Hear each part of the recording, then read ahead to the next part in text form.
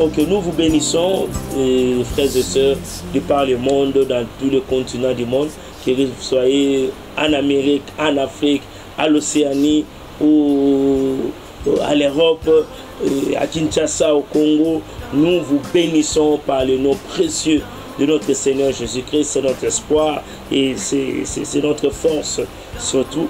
Alors nous vous bénissons parce que nous sommes venus devant vous pour vous présenter ces émissions.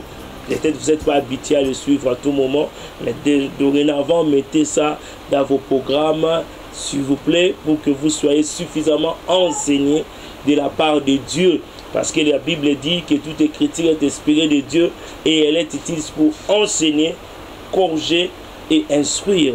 Et je pense que nous avons passé de bons moments dans cet enseignement que l'Éternel nous a donné. Alors, je vais prier pour recommander ces moments entre les mains de Dieu.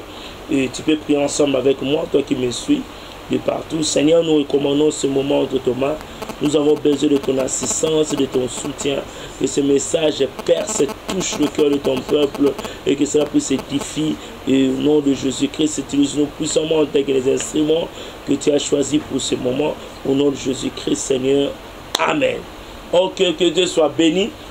Alors, ce qui nous a motivé, les mobiles même de notre message, parce que le Seigneur nous a parlé, on était dans des moments de prière, on se posait des questions peut-être comme vous, les autres disent que le mal a atteint un niveau élevé, et c'est ce qui a fait que l'Éternel puisse frapper le monde et à travers cette maladie qu'on appelle Covid-19, cette pandémie, cette épidémie, je peux le dire, l'Éternel a puni l'humanité.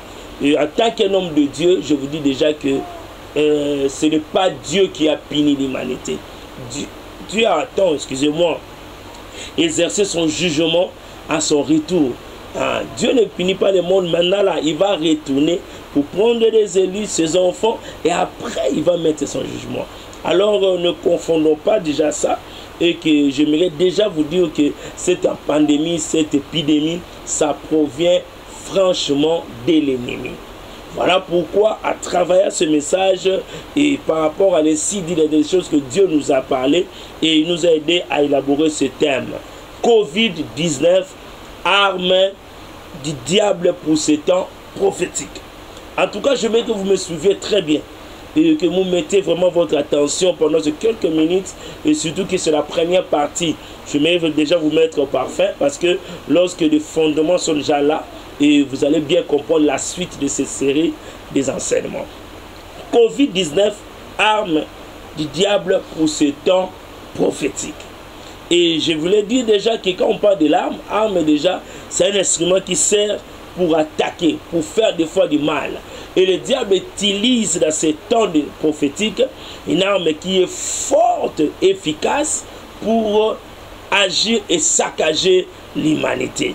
Et nous disons que nous sommes sans ignorer que dans Jean 10:10, la Bible dit le voleur ne vient que pour tuer, égorger, dérober, détruire. Et c'est ça la mission du diable. Et lorsqu'on parle de dérober, cela veut dire enlever, voler en cachette quelque chose ou quelqu'un. Et lorsqu'on parle d'égorger, c'est un terme qu'on utilise souvent lorsqu'on veut tuer un animal. Mais, écoutez-moi, on peut aussi égorger une personne. Le diable a cette mission-là, d'égorger. Et on parle aussi de détruire, démolir, ruiner, rendre le mal. C'est ça la mission du diable. Alors dans ces temps prophétiques, pourquoi nous parlons de temps prophétiques? Parce que le moment où nous vivons, ce temps ici est caractérisé par des signes et des événements. Ce temps ici révèle certaines choses. Voilà pourquoi nous l'appelons un temps prophétique. Un moment qui annonce déjà la fin, qui annonce déjà les retours de notre époux, qui nous prépare pour que nous puissions les rencontrer, le Seigneur Jésus-Christ. Alors maintenant, ce temps ici, où l'Église est en train de se préparer à la rencontre de son époux, et c'est un moment aussi le diable a libéré une arme pour chercher comment à déstabiliser le monde, s'il n'est pas parlé de l'Église. Alors voilà pourquoi nous avons dit que nous devons bien comprendre ces messages. Le diable a envoyé cette épidémie consciemment et il y a eu des réunions secrètes qui se sont faites il y a eu des arrangements dans le monde des ténèbres et leur vision, c'est éliminer 80% de l'humanité dans le monde. Ils disent que le monde est devenu surpeuplé. Moi, je me pose la question, est-ce lui qui est le créateur? Est-ce c'est lui qui est l'auteur des humains? Et lorsqu'il fait le constat, il a demandé à la personne qui a créé, ou à ce Dieu qui a créé le monde, créé les humains. Là, c'est une fiasco qu'il a fait déjà en avance. Parce qu'on ne peut pas prendre de l'autorité sur quelqu'un si tu n'es pas son propriétaire. Alors, nous appartenons à Dieu. Nous sommes les enfants de Dieu. Alors des réunions secrètes qu'il faut, c'est les occultismes, les illuminations. Cela n'a pas le pouvoir sur nous. Parce que la Bible déclare, lorsque l'ennemi fera des projets contre vous, cela ne viendra pas de moi. Alors vous allez comprendre qu'ils ont monté une maladie, une épidémie, une pandémie de toutes pièces. Et ils ont des objectifs bien précis, je vous dis déjà. D'abord, vous allez comprendre dans ces messages. Ils ont bien des objectifs. Voilà pourquoi j'aimerais même vous rappeler, au début déjà de cette pandémie, vous allez remarquer que l'un des informaticiens les plus riches, il paraît si c'est un milliardaire ou un millionnaire, je ne sais pas, et il est participant dans des réunions secrètes là. Il a pu dévoiler leurs secrets. Il a dit cette pandémie, si l'Amérique, l'Europe est saccagée, c'est qu'en Afrique, ça sera un désastre. Il s'est trompé parce que les pensées des hommes, ce n'est pas les pensées de Dieu. En créant cela, il pensait, il comptait diminuer qu'en Afrique, ça sera une situation qu'on n'a jamais vécue. Or, que ce que l'homme propose, ce n'est pas ce que Dieu veut faire.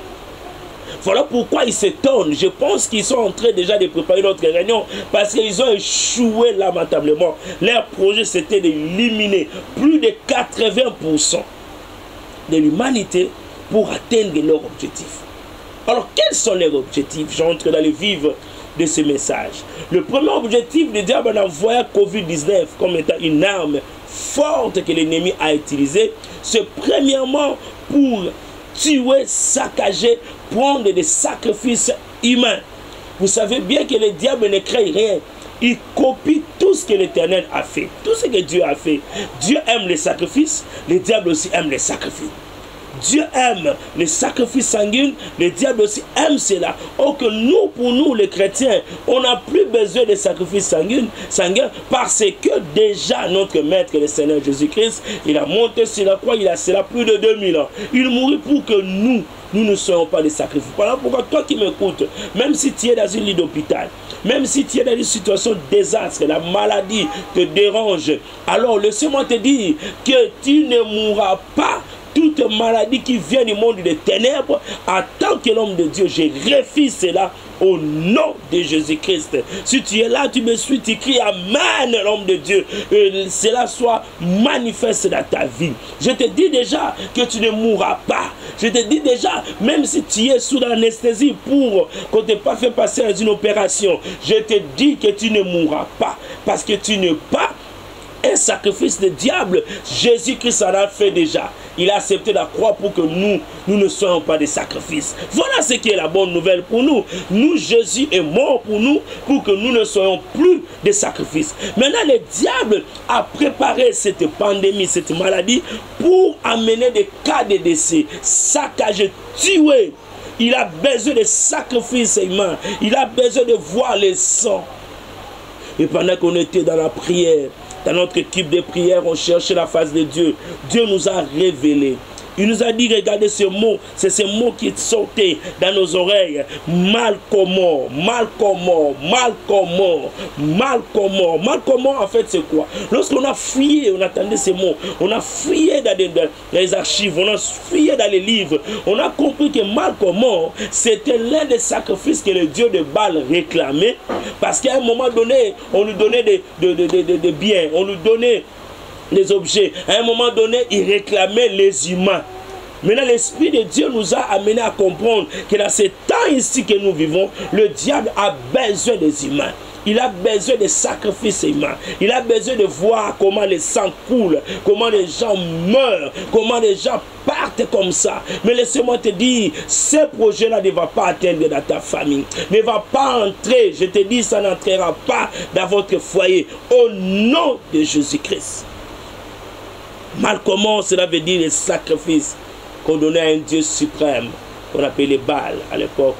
Et c'est à ces moments ici, il a besoin que les gens meurent. Voilà pourquoi, des fois, nous disons, tel est parti, tel est parti. Des fois, on se dit, c'est la volonté de Dieu. C'est Dieu qui avait donné et c'est Dieu qui a pris. Non, écoutez-moi, toi qui es véritable enfant de Dieu, ne panique pas. Tu ne peux pas être atteint de cette maladie. Si tu es touché, tu seras guéri. Parce que tu n'es pas dans la liste des sacrifices de l'ennemi. Qu'il cherche ces sacrifices, pas toi, pas ta famille, pas ton foyer. Que Dieu soit loué. Et je te parle maintenant du deuxième objectif. En dehors des sacrifices humains, il a besoin de voir le sang. Il a besoin de voir comment les gens meurent. Il a besoin des sacrifices des hommes et des femmes et des enfants. Mais le deuxième objectif, il a besoin de bouger le système économique et social. J'annonce comme un homme de Dieu que dans les jours qui viennent, vous allez remarquer des déstabilisations économiques, des problèmes liés à la vie sociale. Les gens qui vivaient bien, écoutez-moi, ce n'est pas une assurance de manger bien, se vêtir bien. Les jours qui viennent, je parle comme un homme de Dieu. Il y a un vent qui va circuler. Il y a une déstabilisation. Après cette Covid, l'objectif de l'ennemi, c'est déstabiliser le système économique, toucher le système social, amener une précarité qu'on n'a jamais vécue, troubler les ménages, troubler les foyers. Mais écoutez-moi, nous sommes des enfants de Dieu. La Bible dit, lorsque l'ennemi viendra comme un flot, l'Esprit de Dieu le mettra en fuite. Je déclare que ce projet de déstabiliser nos foyers, de déstabiliser le système économico-financier, en fait que les gens pleurent, en fait que les gens soient dans des paniques, en fait que l'argent devienne difficile et que la précarité soit élevée, je déclare à qualité de l'homme de Dieu que cela ne touchera pas à ton foyer, ne touchera pas à ton travail. Vous savez, quand je lis des informations dans le net, on annonce une compagnie aérienne qui veut limoger plus de 9000 travailleurs. Là où j'étais, l'Esprit de Dieu me dit, tu vois Eric, les choses commencent. Ils ont commencé maintenant à agir. Parce que lorsqu'ils bougent, tout le monde sera en panique. Les gens seront en train de tergiverser. Comment faire? À quelle sorte se vouer? Comment surmonter cette précarité? Mais écoutez-moi bien aimé, ce n'est pas à nous d'aller vers eux, mais c'est à eux d'aller vers nous. Qu'est-ce que je veux dire par là? Les enfants de Dieu, ne paniquez pas. Ne paniquez pas, c'est un programme établi.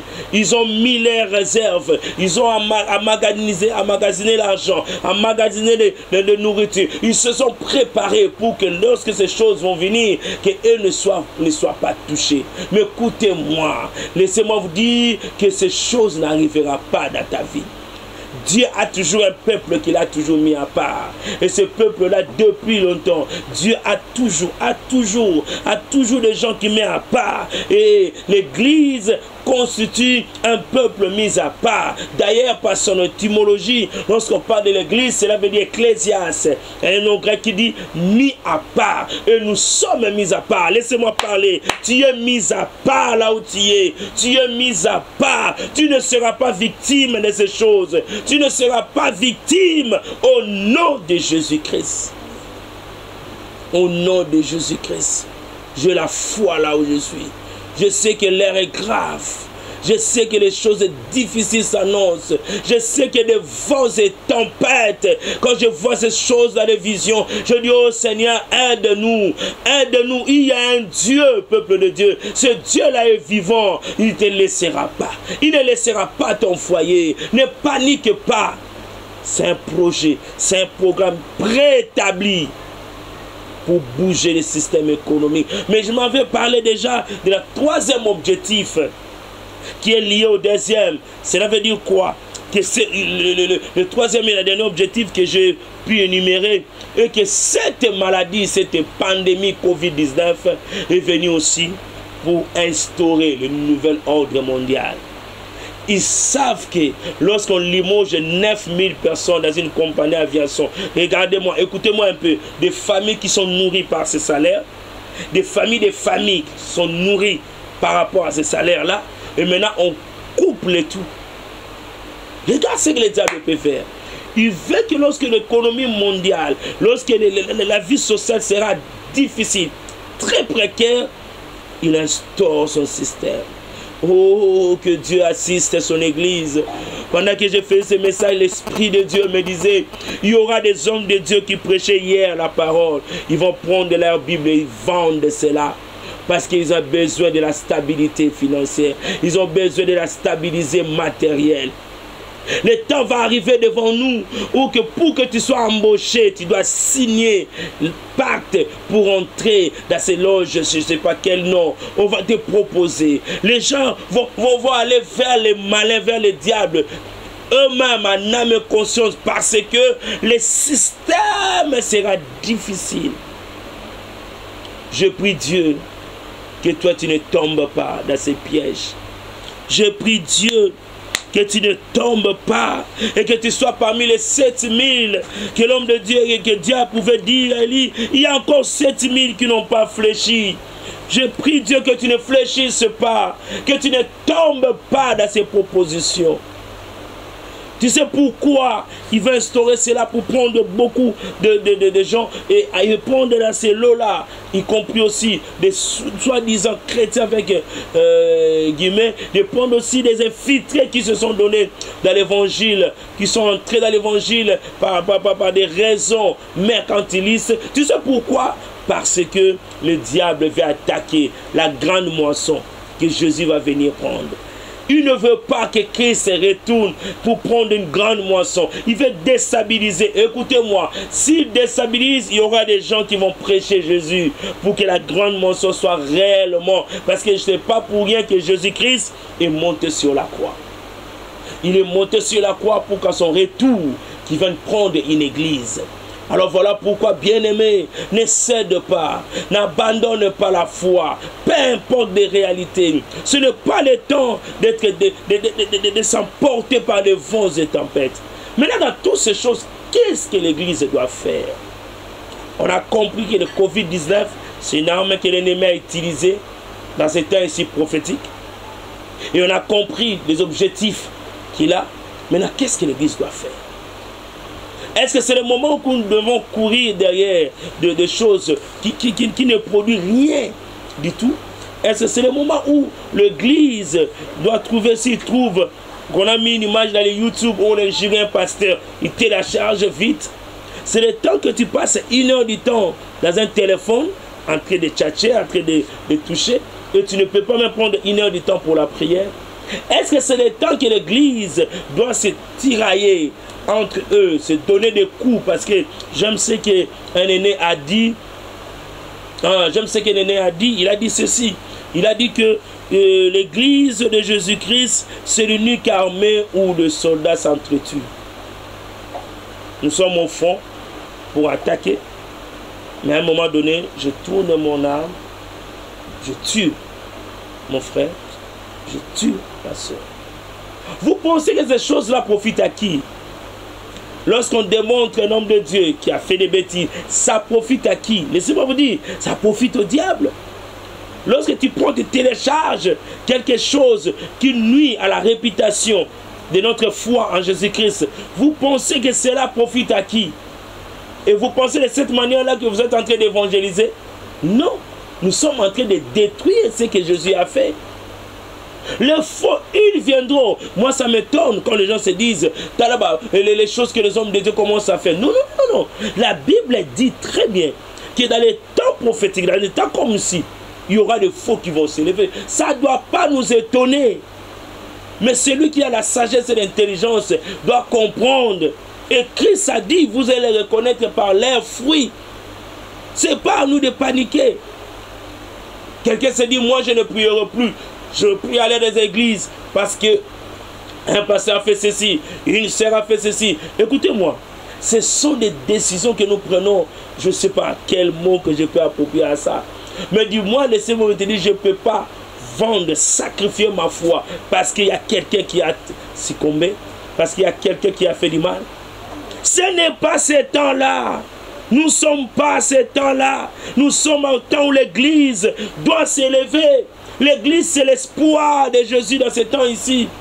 L'église, c'est l'armée que Jésus compte sur eux, pour qu'à travers eux, les gens, les hommes et les femmes se convertissent et que la grande mention nous laissant exercer bien ces ministères.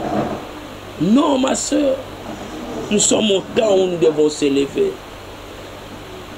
L'air est grave. Nous avons besoin d'une église qui rayonne. Nous avons besoin de chrétiens qui peuvent influencer.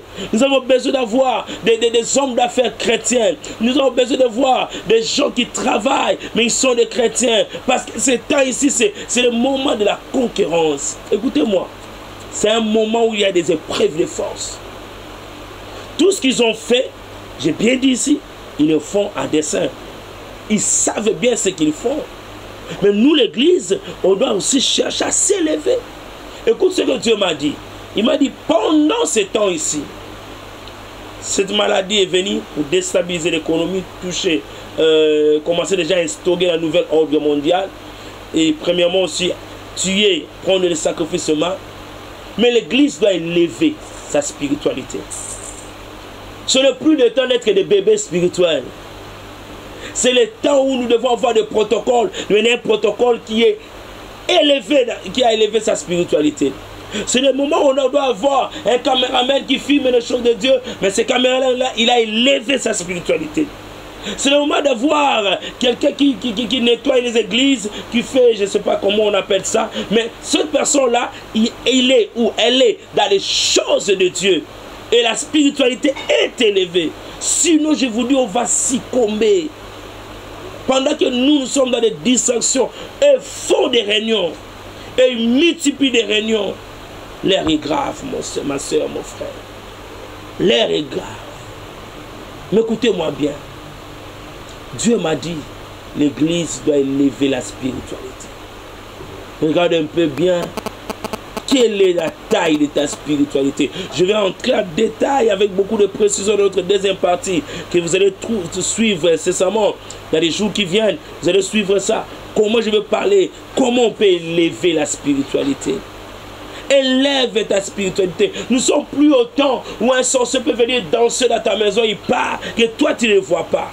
Nous ne sommes plus dans ce temps-là où l'occultisme doit battre son plein, comme si le monde leur appartient. Non!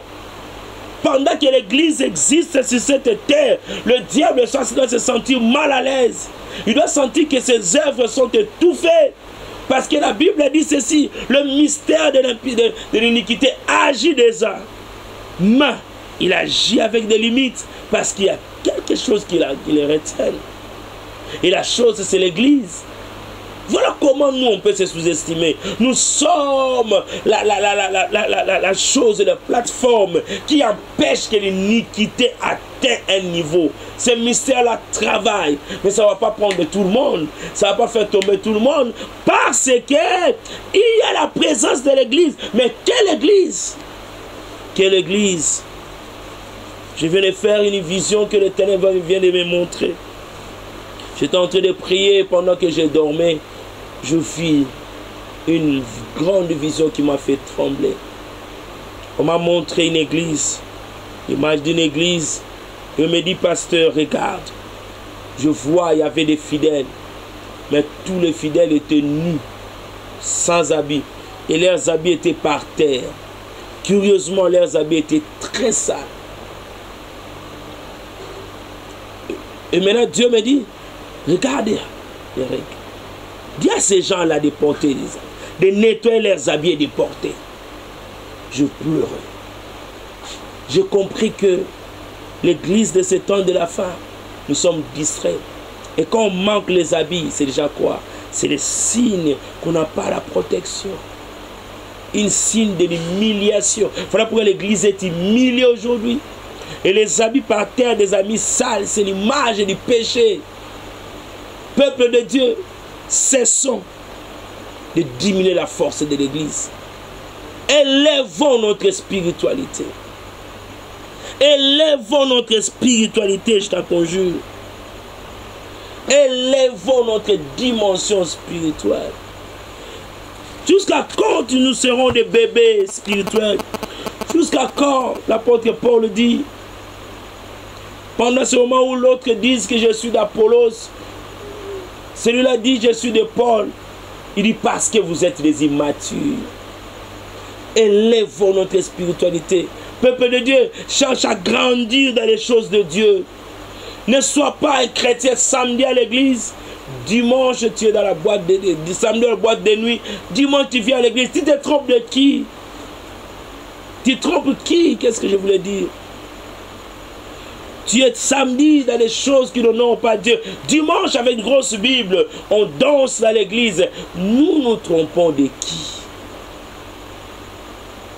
On se manque de qui? Dieu m'a dit, regarde l'église. Et ça, c'est l'église que je dois venir prendre. Ça, c'est bafouer l'œuvre que j'ai fait sur la croix. Écoutez-moi, nous devons élever. C'est le temps de prendre ta spiritualité dans les séries. C'est le temps d'investir dans ta spiritualité. Vous savez, quand j'ai vu des cas de décès en Italie, en France, partout ailleurs, j'ai vu comment les gens pleuraient, comment les médecins tremblotaient. Les gens se disaient, nous sommes au bout. J'ai suivi une vidéo, les mêmes médecins disaient, je suis au bout de ma force. À cette étape, nous ne savons plus quoi faire. Oui, il arrive que la personne, quelqu'un puisse se dire, il est au bout. Et maintenant là, est-ce que toutes ces choses-là ne nous disent rien? Le combat a pris notre dimension. Le diable utilise d'autres armes plus efficaces qu'avant. Il tuait, il a volé les épidémies, mais cette fois-ci, il a visé 80% de l'humanité dans le monde. Non, non, non, non, non, non, non, non, non. 80%. C'était ça dans ses prévisions. Quand il faisait des prévisions, il se disait, je vais atteindre les 80%. Mais heureusement, il y a un Dieu. Si tu vis, c'est parce qu'il y a un Dieu. Si tu n'as pas succombé, parce qu'il y a un Dieu. Ce n'est pas par ta propre force. Ce ne sont pas des gants, des choses qu'on a mis là. Parce qu'il y en a aussi ceux qui ont mis, mais ils sont tombés. Attention, je ne refuse pas de mesures sanitaires qu'on nous a données. Mais du moins, laissez-moi te dire, ce n'est pas ça qui t'a protégé. C'est quelqu'un qui est au ciel. Il s'appelle le Seigneur Jésus-Christ. Voilà pourquoi ça doit nous conscientiser. Ça doit nous faire réfléchir deux fois. Ce qu'on appelle la France, nous devons faire l'introspection de soi. Rentrer à nous-mêmes. Quel est le chemin que nous suivons? Si aujourd'hui Jésus revenait, est-ce que nous allons partir avec lui? Élevons la spiritualité. C'est ça le remède. Élevons la spiritualité. Vous allez suivre dans notre deuxième partie comment nous allons parler, comment on peut élever la spiritualité. Que Dieu vous bénisse. C'est le révérend Eric Winer Nyumbe que vous suivez. Et nous sommes au Congo, nous annonçons la bonne nouvelle. Et les chaînes YouTube est là, abonnez-vous. Abonnez-vous massivement pour suivre de plusieurs séries des enseignements. Abonnez-vous. Et partager des liens, demander aux gens qu'ils puissent s'abonner encore massivement. Et je sais que c'est une manière pour vous de faire l'évangélisation. Peut-être tu ne peux pas prêcher comme moi, peut-être tu ne peux pas gêner comme moi, mais vous pouvez participer à cette évangélisation à travers cet acte de partager des liens, de demander aux gens de s'abonner. Et lorsque cette bonne nouvelle va atteindre des gens partout, Dieu va vous récompenser. Que Dieu vous bénisse, que Dieu vous bénisse, que Dieu vous bénisse. Merci, à la prochaine occasion. Ciao.